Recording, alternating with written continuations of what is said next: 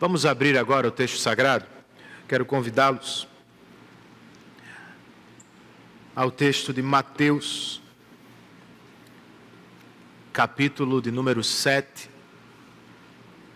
Nós vamos ler para começar o verso de número 5.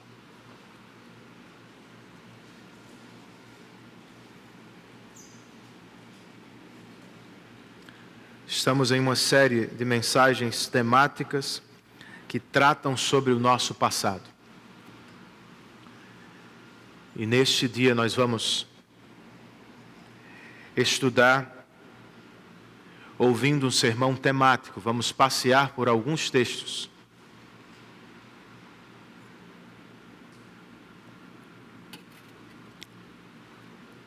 Nós todos conhecemos bem o relato da queda, o que está registrado em Gênesis capítulo 3.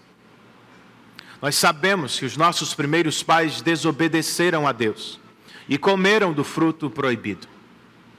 Eles transgrediram a lei do Senhor. Ninguém esquece esta parte da história.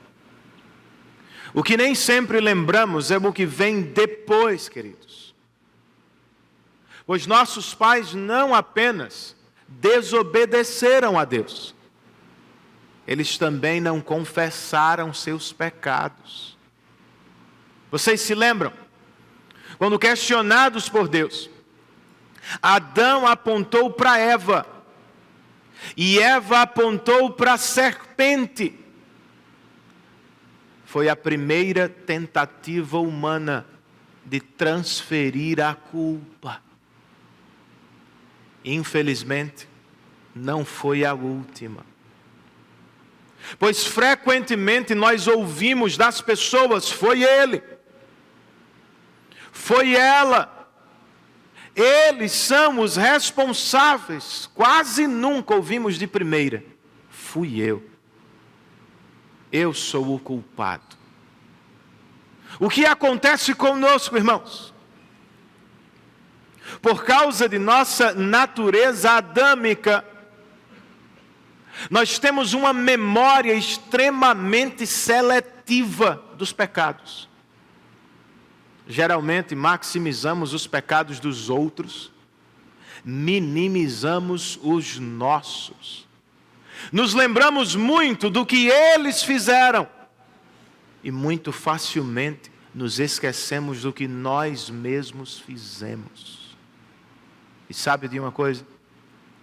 É por isso que tantas pessoas ainda estão presas ao passado. Só consideraram o outro lado da história. Não pararam para considerar o lado delas do que aconteceu. Por isso, minha proposta com este sermão para ajudar todo mundo é a seguinte: vamos olhar para trás com humildade. Não falemos somente dos pecados dos outros.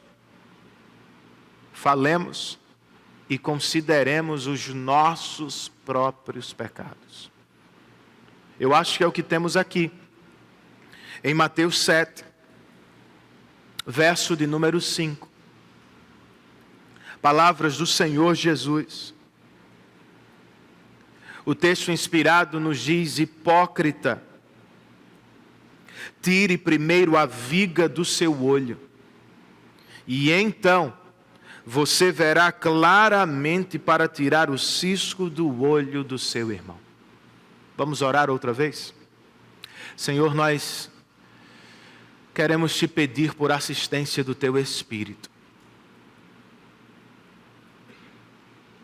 Espírito Santo, abra os olhos dos nossos corações neste dia. Nos permita enxergar e atender prontamente a verdade de tua palavra. E se há pessoas conosco, ou se há pessoas que nos assistem, que se encontram presas no passado, por seus próprios pecados, ou porque não consideraram seu lado da história, liberte-as no poder de Tua palavra e para a glória do Teu nome. Ajuda-nos, ó Deus. Nós te pedimos isso, em nome de Jesus. Amém.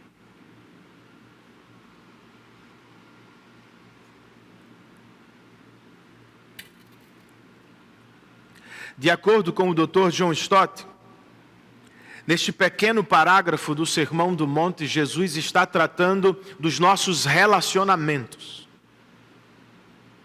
Segundo Jesus, nós não podemos tratar nossos irmãos como se fôssemos juízes deles. Em outras palavras, não podemos tratá-los como se fôssemos superiores a eles. Tampouco devemos tratá-los como hipocrisia, ou seja, fingindo que nós não vivemos o que eles vivem, ou que nós não enfrentamos as dificuldades que eles enfrentam. Certo, Jesus, entendemos. Então, como devemos tratar nossos irmãos? A resposta está no verso que acabamos de ler.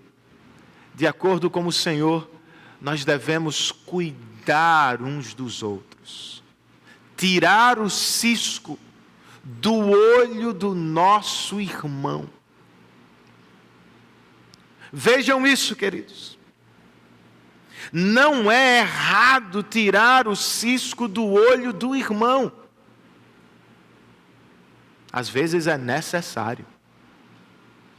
Algo, porém, precisa acontecer antes. Primeiro, tire a viga do seu próprio olho. Não é errado, então, tirar o cisco do olho do irmão.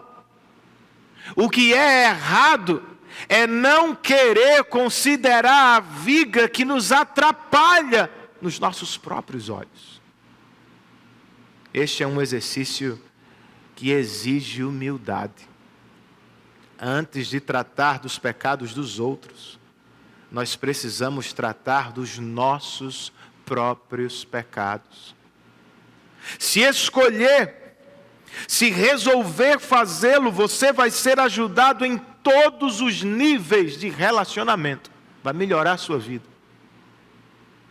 Se decidir neste dia por olhar primeiro para os próprios pecados, talvez você saia daqui liberto de algumas coisas que ainda lhe prendem ao passado. Por isso, vamos olhar para trás com humildade, irmãos. Vamos considerar também o nosso lado da história. Como, Renan? Por que deveríamos fazê-lo? E mais, o que é que nós ganhamos com este exercício que exige humildade? Para responder essas e outras perguntas, irmãos, eu quero que, para começar, nós consideremos o que eu chamei de a importância da análise humilde. Abra sua Bíblia comigo em Romanos capítulo 12. Nós vamos ler do verso 17 ao verso de número 21.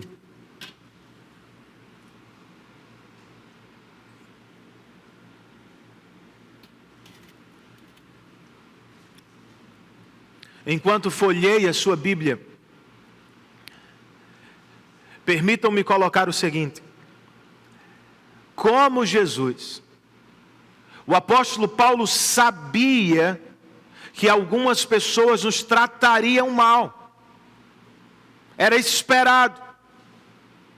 No entanto, ele não se concentra nestas pessoas.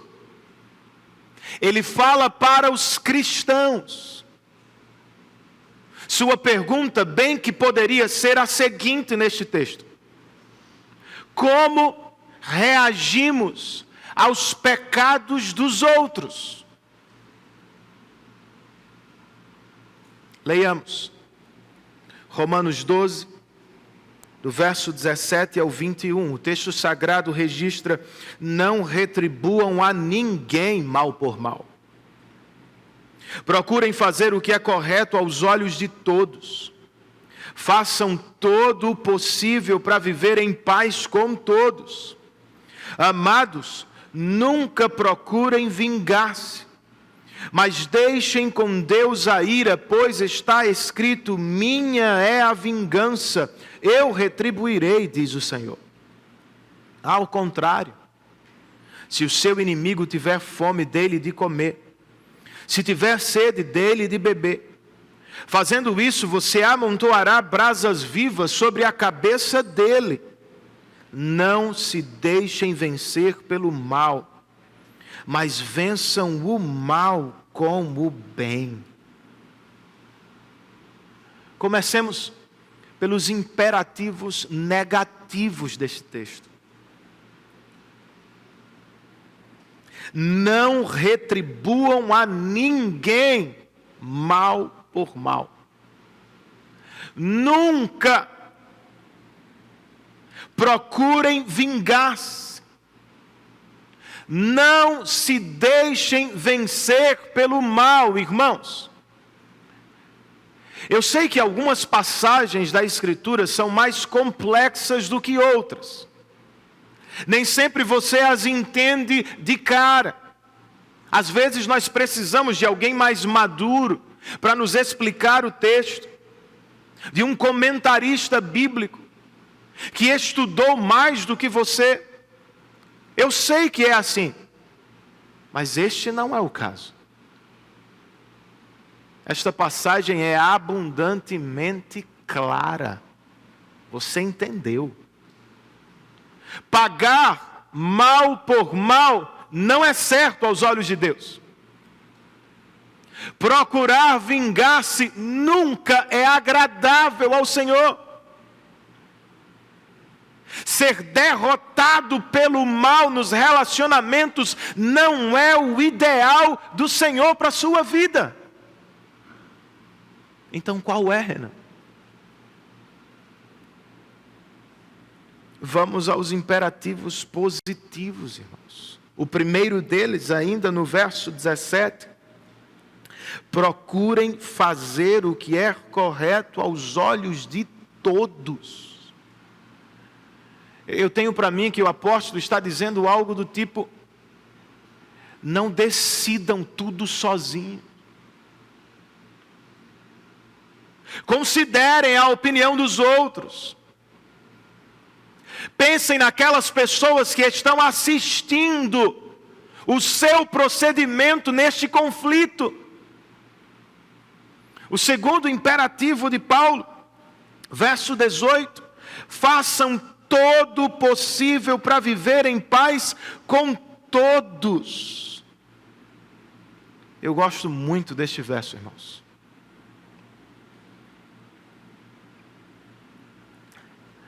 Pois nem sempre, verdade seja dita, nem sempre nós conseguimos ter a paz com todos. Por que não? Porque ela não depende só de você. Depende da outra pessoa também querer. Paulo está dizendo: façam todo o possível para ter paz com todos. Façam o que é responsabilidade de vocês. A responsabilidade dos outros é dos outros, mas quanto a vocês, façam a sua parte. O terceiro e o melhor dos imperativos positivos de Paulo aqui é: deixem com Deus a ira. Irmãos, lembremos, o nosso Deus é juiz, perfeito, no tempo apropriado, Ele julgará todos os pecados do mundo. Você não precisa ocupar o lugar dele. Você não saberia resolver todas as coisas. Você não precisa ser consumido no coração pelo desejo de vingança. Entregue ao Senhor. Ele vai colocar todas as coisas em ordem no dia do juízo. Por fim, nós temos o imperativo ao final deste texto: vençam o mal com o bem. Este verbo vem do contexto militar, irmãos.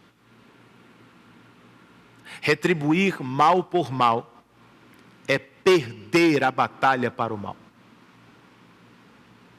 Mas nós somos chamados para vencer o mal. Como? O apóstolo nos disse: dê-lhe de comer, dê-lhe de beber.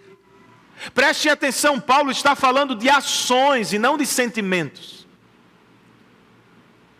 Pois ele sabia, nem sempre nós conseguimos controlar o que sentimos, mas cabe-nos decidir como agir. Ele não está pedindo: apaixone-se outra vez por esta pessoa. Sinta tudo o que você sentia antes de imediato. Não. Façam algo. Faça por ele, minha irmã, o que ele não fez por você. Pague o mal com o bem, para a glória de Deus. É como deveríamos viver, irmãos. Mas, sinceramente, não é como vivemos sempre. E outra vez, é por isso que algumas pessoas estão presas ao passado. Elas responderam mal ao mal. Elas responderam pecaminosamente aos pecados dos outros. Para usar a linguagem de Paulo, pagaram mal por mal. Por que fizeram isso? Se estamos falando de cristãos, por que nós fazemos isso, irmãos? Eu tenho para mim que é porque nós nos esquecemos de quem é o nosso Deus. Momentaneamente nossa visão fica turva.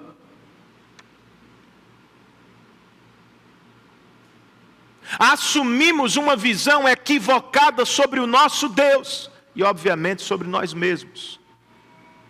Você se lembra de Noemi, de quem ouvimos recentemente? Ela perdeu marido e filhos. E ninguém aqui poderia dizer: foi culpa dela, pastor. Claro que não foi. Ela vivia no mesmo mundo que vivemos, um mundo caído, que tem dor, sofrimento e morte. Eles morreram. Não foi culpa dela. Mas ela tinha uma escolha a fazer. Como reagir? Como de fato ela reagiu, irmãos? O texto bíblico de Ruth nos diz que ela se tornou amargurada. E se voltou até mesmo contra o Senhor, dizendo: Todo-Poderoso me trouxe desgraça. Não é como respondemos às situações complicadas da vida, às vezes. Não é como reagimos aos pecados dos outros. Nos tornamos amargurados. Nos esquecemos de quem é o Senhor. Minha irmã, seu Deus não é mau. Ele é bom. Ele não quer o seu mal. Todas as coisas Ele opera para o seu bem.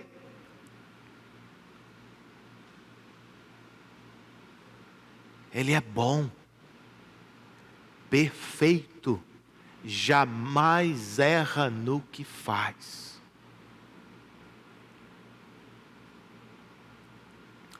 Por isso você pode confiar nele. Entregar o desejo de vingança nas mãos do Senhor, crendo que Ele mesmo vai operar a justiça. Outras pessoas estão presas ao passado, porque elas não conseguiram perdoar os que lhe fizeram o mal. Talvez este seja você. Alguém pecou contra você. E este alguém lhe procurou e lhe pediu perdão. Mas você não consegue perdoar. Por que você não consegue perdoar? Porque nós temos dificuldades, irmãos, com o perdão. De novo, eu acho que nós temos uma visão turva, momentaneamente. Nos esquecemos de quão mal nós somos. E de quão maravilhoso é o nosso Deus. O apóstolo Paulo, mais cedo, neste mesmo texto de Romanos, escreveu assim: ninguém tenha de si mesmo um conceito mais elevado do que deve ter. Ao contrário, tenha um conceito equilibrado de acordo com a medida da fé que Deus lhe concedeu. Em outras palavras, irmãos, quando nós nos avaliamos à luz do Evangelho, não podemos chegar a outra conclusão. Somos tão pecadores quanto qualquer um. E se somos salvos pela graça, porque em Cristo Deus perdoou todos os nossos pecados. Amém por isso? Então quem somos nós para não perdoar um pecador, um semelhante? Se você foi perdoado por um Deus justo, santo e poderoso, por que você está retendo perdão no coração? Ele é igual a você, ela é igual a você, perdoe. Ah, pastor, eu tenho muita dificuldade. Eu sei, não é fácil. Mas continue tentando. Não se acostume. Siga orando ao Senhor para perdoar. Não guarde as coisas no coração. Não se torne amargurado com as pessoas ou com a vida. C.S. Lewis disse, falando de perdão: Deus sabe o que queremos. E Deus também sabe o que não podemos fazer sozinhos. E o melhor, dele vem o poder para realizar coisas impossíveis. Siga orando, meu irmão. E uma última coisa, ainda nesta primeira divisão, algumas pessoas estão presas ao passado porque acabaram acreditando no mal que lhe fizeram. Estou pensando aqui, por exemplo, em abusos. É claro, irmãos, pais não deveriam abusar de seus filhos. Adultos não deveriam usar crianças. Crianças não deveriam maltratar os colegas. Mas nós vivemos em um mundo caído. Por vezes é o que acontece. E infelizmente muitos são os jovens. Muitos são os adultos que se deixam definir pelo que viveram no passado. Eles são o que são hoje, pelas experiências de ontem. Não precisa ser assim, meu irmão. Se você é salvo por Deus em Cristo Jesus, você não deve pensar demais de si mesmo, mas você também não deve pensar de menos. Sim, você é um pecador, mas em Cristo Jesus você foi adotado na família de Deus. Você não precisa acreditar no que os pecadores disseram sobre você. Não precisa assumir o que eles lhe fizeram. Eu e vocês precisamos dar ouvidos à voz de Deus, acreditar no que Ele fez por nós em Cristo, Qualquer que tenha sido o seu passado, você é filho de Deus para todo sempre. Somos herdeiros de um reino eterno, irmãos. Fomos transportados de um império das trevas para o reino do amor. Lembre-se disso. Você não é o que aconteceu. Você é aquilo que Deus diz que você é.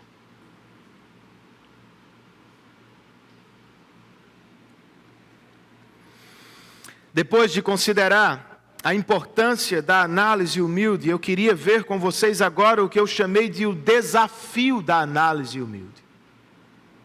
E para tanto, quero que vocês abram comigo no Salmo de número 38.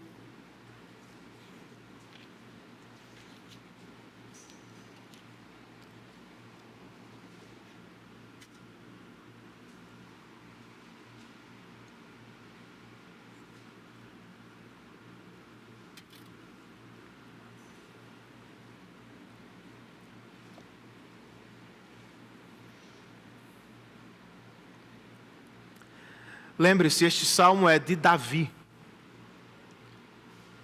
E ele trata de confissão de pecados. O salmo poderia ser dividido em sofrimentos. É sério. As divisões desta canção falam de sofrimento. Davi fala do sofrimento, do peso da culpa, do sofrimento de enfrentar uma doença horrível, do sofrimento que veio por causa da ausência de amigos, do sofrimento que vinha nas tramas de seus inimigos. Eu quero ler com vocês somente do verso 3 ao 8 para considerar o trecho que ele fala da culpa. Salmo de número 38, verso 3, o texto diz: por causa de tua ira, todo o meu corpo está doente. Não há saúde nos meus ossos por causa do meu pecado. As minhas culpas me afogam. São como um fardo pesado e insuportável. Minhas feridas cheiram mal e supuram por causa da minha insensatez. Verso 5. Estou encurvado e muitíssimo abatido. O dia todo saio vagueando e pranteando. Estou ardendo em febre. Todo o meu corpo está doente. Sinto-me muito fraco e totalmente esmagado. Meu coração geme de angústia. A expressão por causa de, que se repete aqui 3 vezes, não deixa dúvida. O salmista entende, queridos, que sua doença tem uma fonte espiritual. Precisamos de cuidado com isso. Porque nem sempre é o caso. Como explicou Jesus no episódio daquele cego de nascença. Não é assim, não há uma relação direta toda vez entre o meu pecado e a minha enfermidade. Não, às vezes estamos sofrendo com os efeitos da queda sobre a criação. Nem sempre é o caso. Mas dizer que nunca é o caso pode significar permanecer preso ao passado por falta de confissão de pecado. Pode significar continuar sofrendo. É o caso de Davi aqui. O salmista está nos dizendo que a enfermidade externa abriu-lhe os olhos para a enfermidade interna. Em dado momento, sua culpa se tornou tão pesada que não podia mais não ser notada. Seus pecados, que antes eram tratados como gotas, se revelaram como um mar furioso. Um mar que está prestes a afogá-lo em angústia e tristeza. Algumas coisas não podem ser tratadas como remédio.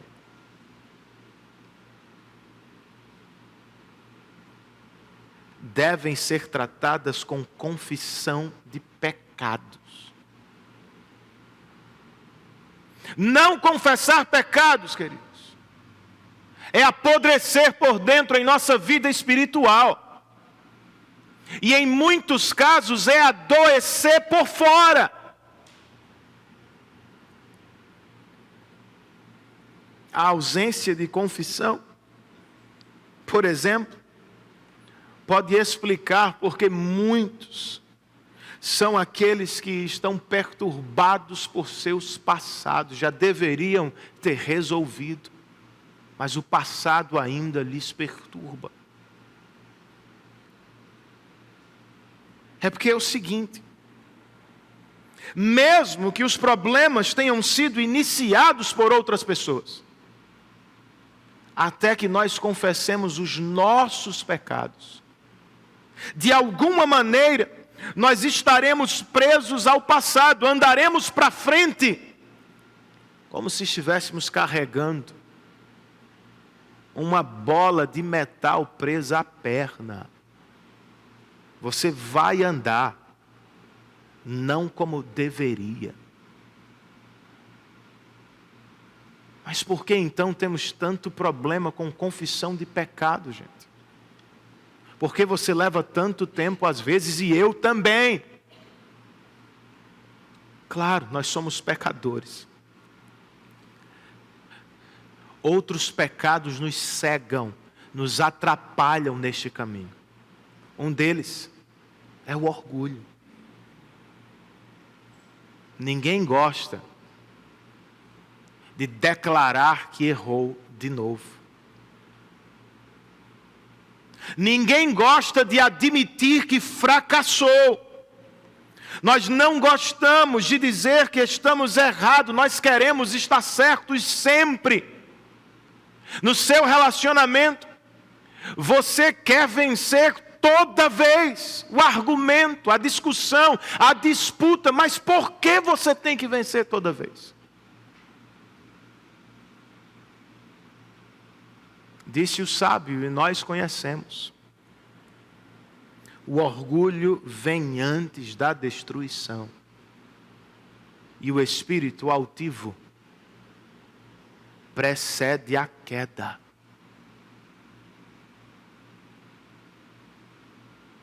Se continuar orgulhoso e soberbo no seu relacionamento, sua família pode ser destruída, meu irmão. Sua esposa pode não aguentar. Seu esposo pode não conseguir levar. Seus amigos, você pode perdê-los. Se você sempre é o certo, se você nunca erra, se você nunca tem pecado para confessar, a convivência vai ficar muito difícil.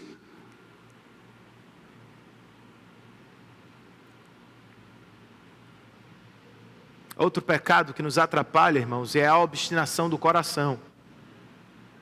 Às vezes você até sabe que pecou. Você sabe lá no fundo que é um pecador, mas você não consegue procurar o caminho da reconciliação. Você não valoriza isso. Você sabe que errou, mas não fala. Você sabe que pecou, mas não procura a pessoa contra quem pecou. Mas vocês se lembram do que disse Jesus? Se estiverem ao altar do Senhor, com uma oferta para prestar, e se lembrarem de alguém contra quem vocês têm algo, deixem a oferta esperando, e procure a pessoa para se reconciliar com ela. Isso é prioridade, irmãos. Jesus está dizendo, isto é muito importante. Se sabe que pecou, confesse imediatamente. Não dê ouvidos ao coração. Procure a resolução o quanto antes.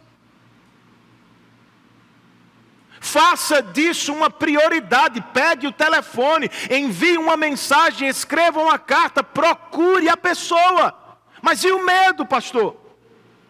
Vocês sabem que por vezes é o medo que nos paralisa no caminho da confissão. Foi por isso, por exemplo, que Adão fugiu de Deus. Lá no capítulo 3 de Gênesis, ele declara ao Senhor: quando ouvi teus passos no jardim, eu tive medo e por isso me escondi. Você se esconde da sua esposa, do seu esposo, do seu irmão, porque você tem medo. Você não se descortina porque você tem medo. Você não quer que ele, ela, eles saibam o quão pecador você é. Você tem medo de ser conhecido e não amado. De ser conhecido e abandonado. Mas Renan, e se eu confessar e ele esfregar o pecado no meu rosto? E se ela usar o meu pecado contra mim? Meu irmão, quem disse que é o que vai acontecer? Você está supondo que este é o caminho, mas não foi para Adão. Deus não fez isso com ele. Deus não faz isso com você. Deus não fez isso comigo. A pessoa contra quem você pecou, lembre-se, é tão pecadora quanto você. Ela deveria tratá-lo com a mesma misericórdia que recebeu de Deus. Como o mesmo perdão que recebeu de Deus. Ela vai me tratar assim? Eu não sei, mas de novo, nós somos responsáveis por nossa parte do problema.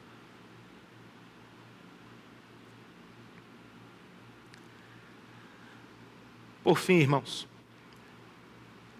outro pecado que nos atrapalha neste caminho de confissão é a insensatez, tolice. Não sei se acontece com você, mas vez por outra eu quero justificar meus pecados.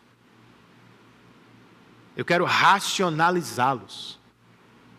Eu fico conversando comigo mesmo. Não, eu fiz isso por isso, mas eu também respondi assim por isso. Não, o pecado dela é maior do que o meu. O pecado deles justifica a minha resposta pecaminosa. Quem disse? Pecado é pecado, meu irmão. Responder de maneira pecaminosa ao pecado dos outros também é pecado. Nestes momentos nós precisamos de auxílio, de gente mais madura, de gente sábia, de amigo crente, que vai nos ajudar a enxergar melhor a situação. Salomão escreveu: o caminho do insensato parece-lhe justo, mas o sábio ouve conselhos. Aquele que anda como os sábios será cada vez mais sábio, mas o companheiro dos tolos acabará mal. Não é como você quer terminar. Então, por mais difícil que seja, convide um amigo para revisitar suas falas e suas ações no conflito. Alguém de fora vai lhe ajudar a ver melhor, a chegar o quanto antes na confissão do seu pecado. Pois é a confissão de pecados, irmãos, que vai nos trazer cura, que vai nos colocar outra vez na rota do amor, que vai nos levar de novo à alegria espiritual no coração. A propósito, é com ela que eu quero terminar este sermão. Eu quero concluir com o que chamei de a alegria da análise humilde. Quero ler com vocês 1 João.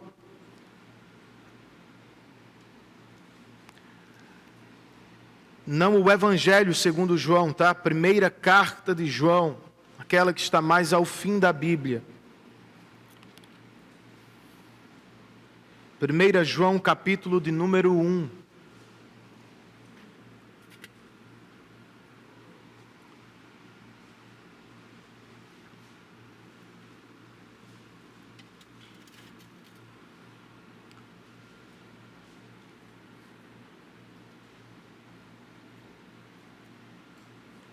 Antes de ler o texto, me permitam dizer o seguinte: admitir seu pecado, pedir perdão à pessoa contra quem você pecou, não garante que ela vai perdoá-lo rápida e alegremente. Pode ser que sim, pode ser que não. Talvez seja imediatamente, talvez leve tempo, mas é assim mesmo. É como as coisas funcionam entre pecadores.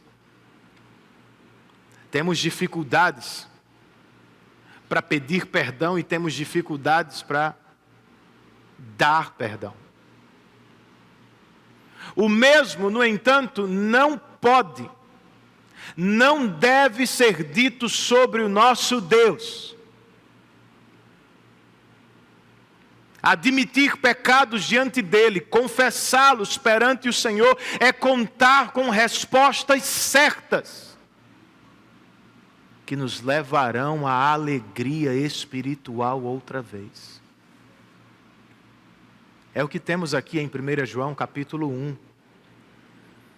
Leiamos os versos 3 e 4.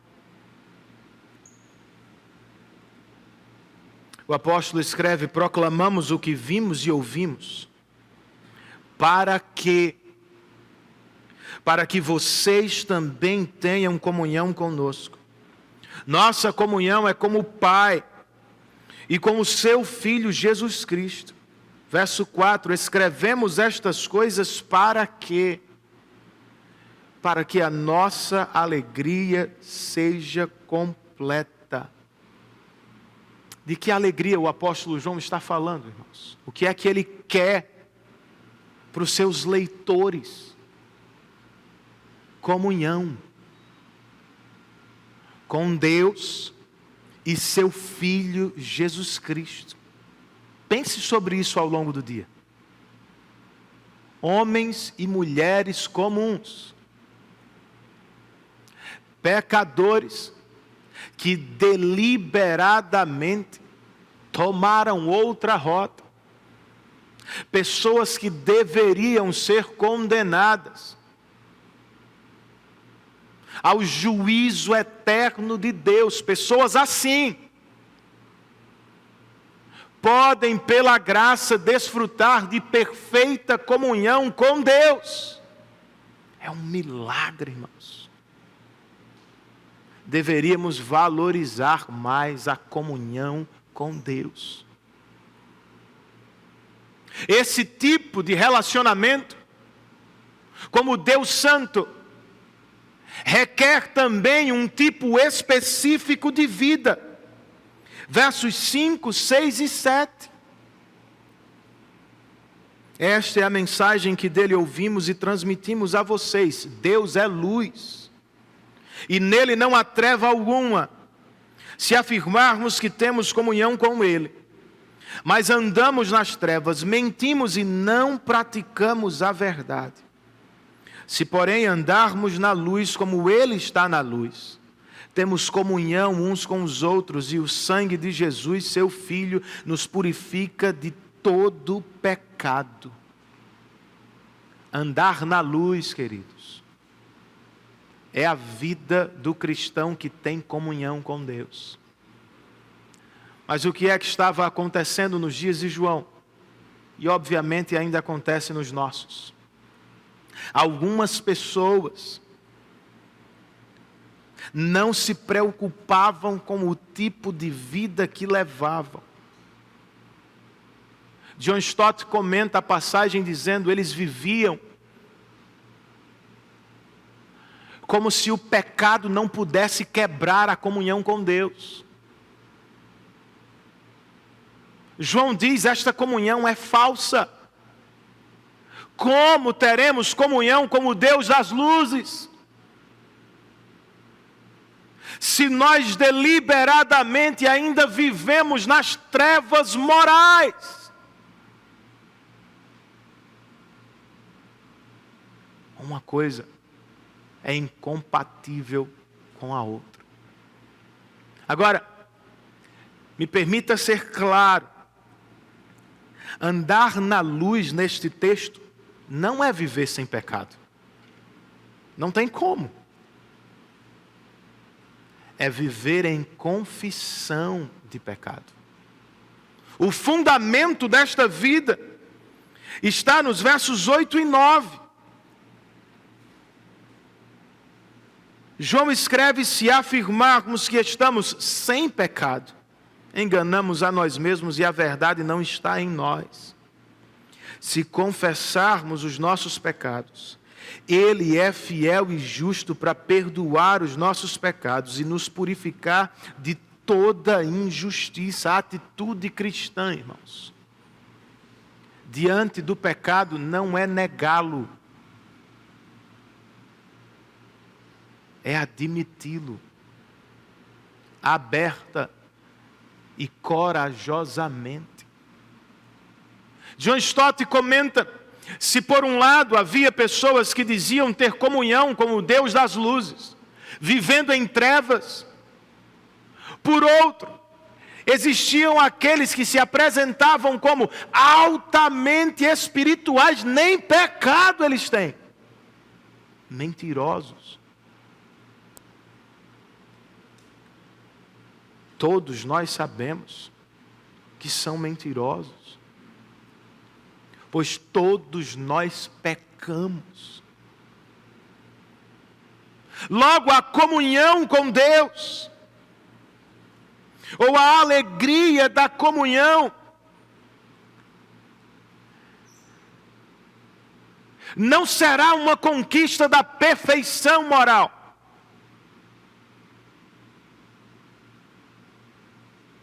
A avenida que nos leva à comunhão com Deus é uma vida de humilde confissão de pecados. Vez por outra eu converso com gente que diz: pastor, eu quero ser mais íntimo de Deus. Eu quero experimentar mais a presença do Senhor. Eu gostaria de sentir mais. Eu gostaria de ter mais comunhão com Deus. Não tem nada errado com isso, irmãos. Justo e apropriado. Mas por que é que elas não conseguem? Por que é que na sua vida com Deus nem sempre você tem a comunhão que gostaria? É claro que há muitas respostas para essa pergunta, mas uma delas é falta de confissão. Tem muita gente achando que precisa ter uma vida perfeita diante dele para ter comunhão. Tem gente pensando que pode fazer por merecer. Algumas pessoas estão tentando comprar o acesso. Irmãos, isto é salvação pelas obras, não é o Evangelho de Cristo. Você não precisa de vida perfeita para andar com Deus. Você precisa de humildade para reconhecer que é pecador e que Cristo é seu Salvador perfeito. É o que nós temos, por exemplo, no início, ou ao início do capítulo 2, desta mesma carta. Vocês ainda estão por aí? 1 João, capítulo 2, versos 1 e 2. Meus filhinhos, escrevo a vocês estas coisas para que vocês não pequem. Se porém alguém pecar, temos um intercessor junto ao Pai, Jesus Cristo, o justo. Ele é a propiciação pelos nossos pecados. E não somente pelos nossos, mas também pelos pecados de todo o mundo. Então, irmãos, para viver em comunhão com Deus, você não precisa de uma vida perfeita, você precisa viver diante de um Salvador perfeito.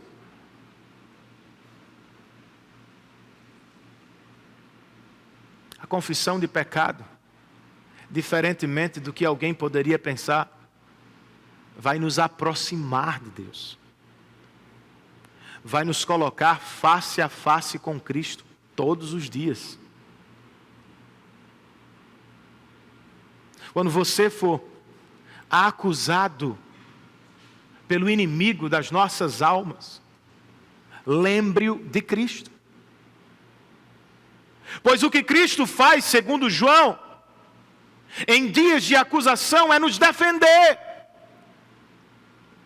Agora, Ele não nos defende, ou a base de sua defesa não somos nós. A base de sua defesa não é sua justiça, não são meus méritos, não é sua obediência, sua perfeição, sua vida irretocável, sua moralidade, não. A base de sua defesa, irmãos, é sua obra vicária na cruz do Calvário. Ele é justo. Ele é o nosso advogado. Ele é a nossa propiciação. Esta palavra grande tem muito significado. Significa que o sangue de Jesus, de uma vez por todas, afastou de sobre as nossas cabeças a ira de Deus. Em Cristo, Deus se deu por satisfeito. Nunca mais, se você está em Cristo, nunca mais o juízo de Deus cairá sobre você. Ele já caiu sobre Cristo. Nós temos comunhão com Deus por causa de Cristo. Confissão é a avenida, irmãos. Com isso eu não estou dizendo que agora nós podemos viver de qualquer maneira. Eu não estou insinuando que podemos viver em trevas morais e que isso não tem problema. Tem problema. Se algumas pessoas não desfrutam da comunhão com Deus porque tentam sozinhas, outras não desfrutam porque desprezam o valor do nosso Deus.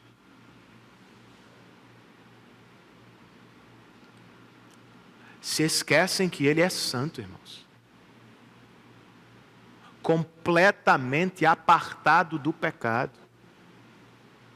Que Ele vai vingar os pecados. Retribuir ao pecador. Não é assim. Você não pode levar a vida do seu jeito e querer contar com a comunhão com Deus. Não vai dar. Seu Deus é santo, justo, puríssimo.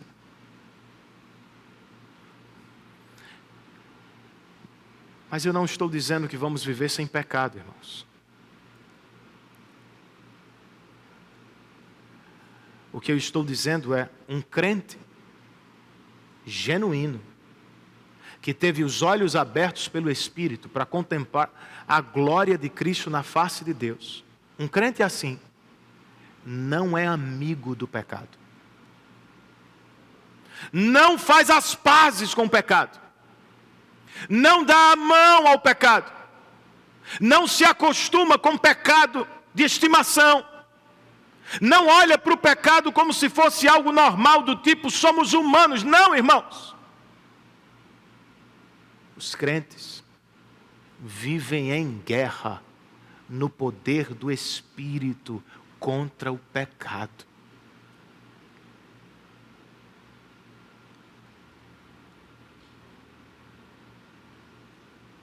Como é que nós os vencemos? Os pecados? Ao final do verso 7 de 1 João, o apóstolo menciona a comunhão com os irmãos e o sangue de Jesus que nos purifica de todo o pecado. É quase como se ele estivesse dizendo: os crentes que vencem o pecado são aqueles que regularmente confessam seus pecados a Deus e uns aos outros. Nós vencemos acreditando e declarando que somos fracos. Vencemos quando dizemos a Deus: não podemos sozinhos. Vencemos quando abrimos o jogo com um irmão em Cristo e pedimos ajuda. Sozinhos nós não conseguimos. Irmãos, eu sei que esta mensagem é meio difícil. Eu acho que a gente tem dificuldade com este exercício de humildade. Mas se você não se olhar no espelho da Bíblia, você vai continuar sofrendo. Eu sei que é desafiador olhar para o nosso lado da história. Deixar o outro e considerar o meu pecado. Eu sei que isso é chato. Isso humilha. Ei, mas isso nos liberta também. Tem muita gente presa ao passado. Ao que o pai, a mãe, o tio, a tia, o amigo, o irmão em Cristo, o pastor, seja lá quem for, fez, falou, disse. Mas será que você não tem que considerar o que você fez em resposta ao que eles fizeram? Será que não tem andado em pecado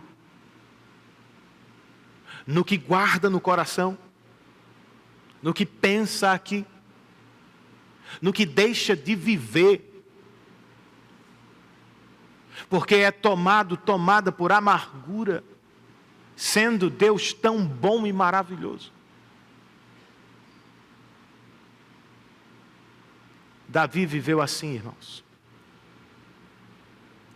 Mas vocês se lembram do Salmo 51, outro salmo de confissão de Davi. Em dado momento ele abre o jogo com o Senhor. E ele pede ao Senhor: não retires de mim teu Santo Espírito.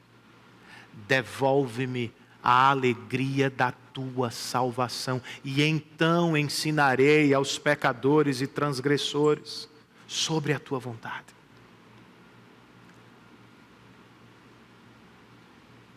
Não esqueça o que você ouviu rapidamente. Não desconsidere a palavra de Deus.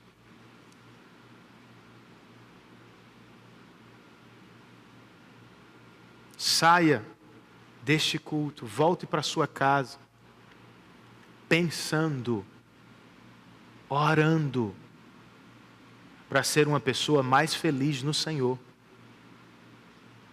e liberta das coisas que lhe prendem ao passado. Feche os seus olhos, curve a sua cabeça e aproveite para orar agora. Tome aí algum tempo para falar com Deus.